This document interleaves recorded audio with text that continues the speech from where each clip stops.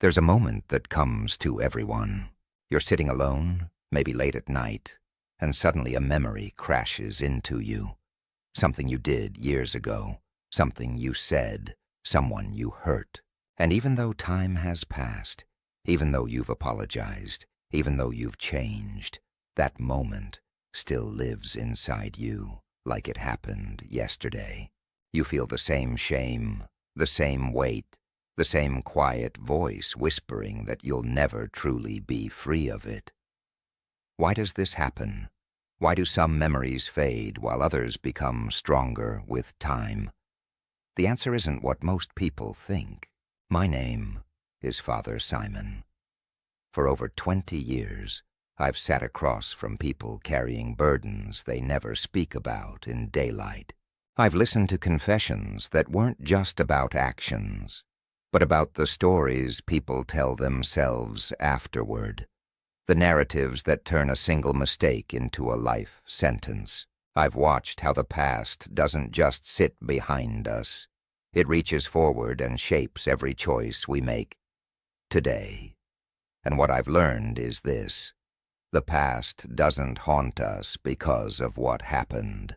It haunts us because of what we've decided it means. Let me tell you about someone I met years ago. A man in his 40s, successful by any external measure. Good job, family, respect in his community. But every few months, he'd come to me with the same confession. Not a new sin, but an old one. Something he'd done in his 20s. A betrayal of trust that cost him a friendship. He'd apologized. The other person had forgiven him. Years had passed. Yet he kept returning to it, like a tongue returning to a broken tooth. He'd say, "Father, I know I should let it go, but I can't. Every time I feel happy, every time something good happens, that memory comes back and tells me I don't deserve it." This is the psychology nobody talks about. We think memory works like a filing cabinet. Events happen, they get stored, they stay in the past. But that's not how the human mind actually functions. Memory is creative. Every time you recall something, you're not playing back a recording, you're reconstructing it. And in that reconstruction, you add emotion, interpretation, current beliefs about yourself. That old event becomes a story. And if you tell yourself that story enough times with the same ending, it stops being a memory and becomes an identity. Think about it like this. Imagine you have a scar on your hand from a childhood accident. The wound healed long ago, but every day you take a knife and reopen it just a little. Not enough to bleed everywhere, just enough to keep it fresh. Then you wonder why it never fully heals. This is what we do with painful memories. We don't just remember them, we rehearse them. We add new layers of shame. We use them as evidence in the case we're building against ourselves. If what I'm saying touches something in your heart, support this video with a like and subscribe to the channel. There's much more depth ahead, and your presence here matters. Now, let's go deeper into why this happens. The human mind has a strange relationship with pain.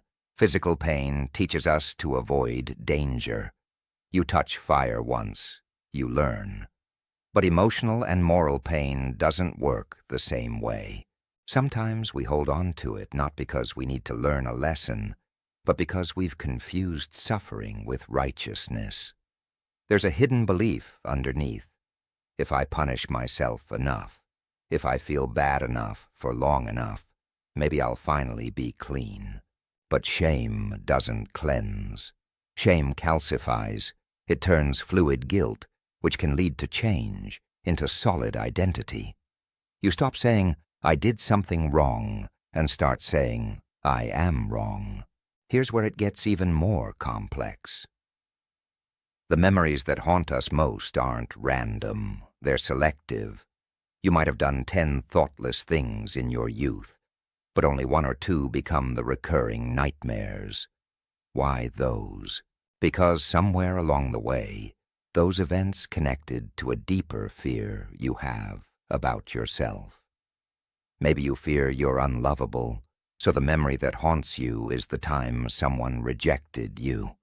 Maybe you fear you're weak, so the memory that returns is the moment you failed to stand up for someone. The past latches onto the present fear, and they feed each other. I remember another conversation, this time with a woman who couldn't forgive herself for choices she made as a young mother. Her children were grown now, successful, loving. They held no resentment, but she did. She'd recount moments of impatience, times she was too tired, too stressed, moments she wasn't the perfect mother she thought she should have been. When I asked her what she feared most, she finally said it. That I damaged them in ways they don't even know yet. That one day they'll realize how much I failed them. The haunting wasn't really about the past. It was about a future fear projected backward. You already saw this before. You just didn't notice it. Think about the last time that memory surfaced. What was happening in your life right before it appeared? Were you about to try something new? Were you starting to feel hope? Were you receiving love or recognition? Very often the past intrudes precisely when the present threatens to prove our negative beliefs wrong. It's a defense mechanism. If you're convinced you don't deserve good things, and good things start happening, your mind will search the archives for evidence to restore the familiar narrative. Better to stay in known suffering than risk unknown happiness. Here's what makes this particularly difficult. Our culture doesn't give us good tools for this. We're told to let it go or forgive yourself, as if these are simple switches we can flip. We're told the past is the past. Just move forward. But you can't outrun something you're carrying inside you. And positive thinking alone won't dissolve shame that's been calcified over years or decades. This requires something deeper. It requires you to examine not just what happened, but the story you built around what happened. Let me offer you something practical. Take a memory that haunts you. Just one. Write it down as simply as possible. Just the facts, as if you were describing it to a neutral observer. What actually happened without the interpretation. Then, on another piece of paper, write the story you tell about it. The meaning you've assigned, the conclusions you've drawn about who you are because of it. Look at the difference between these two documents. The first is history, the second is narrative, and narratives can be questioned. While you think one thing, something else is actually happening. You believe you're being haunted by the past, but what's really happening is you're being haunted by an interpretation of the past that you've kept alive through repetition. The event itself has no power anymore. It's gone. What has power is the agreement you made with yourself about what that event means. And agreements can be renegotiated. The most dangerous moment isn't when you remember something painful. The most dangerous moment is when you stop questioning whether your interpretation is true. When I made a mistake becomes I am a mistake. When I hurt someone becomes I am someone who only hurts people. This is where memory stops being a teacher and becomes a prison guard. There was a concept in ancient wisdom that we've mostly lost. The difference between remorse and rumination. Remorse is clean pain. You did something wrong. You feel the weight of it. You make amends where possible. You commit to different action. It's sharp, but it moves through you. Rumination is different. It's the endless replay, The mental chewing without digestion. It keeps you stuck in the moment of failure without allowing any growth from it. Remorse leads to change. Rumination leads to shame spirals. Ask yourself honestly, has all this remembering, all this guilt, all this shame actually made you a better person? Or has it just made you smaller? Has it increased your capacity for love, for courage, for honest living? Or has it increased your fear, your self-protection, your conviction that you're beyond redemption? If your suffering isn't producing growth, it's not righteous, it's just suffering. Here's something I want you to consider. What if the reason your past keeps haunting you is because part of you hasn't received the message yet? The message that you're allowed to be different now, that you're allowed to have learned, that you're allowed to be more than your worst moment. There's a strange loyalty we have to our former selves, even our worst former selves, as if changing, growing, becoming wiser somehow betrays or dishonors the gravity of what we did. But the opposite is true. Staying stuck is the real dishonor. It means that mistake taught you nothing except to hate yourself. What would happen if you treated yourself the way you'd treat someone you loved who came to you with the same confession? Imagine your child, your closest friend, your younger sibling sitting across from you, telling you about their deepest shame.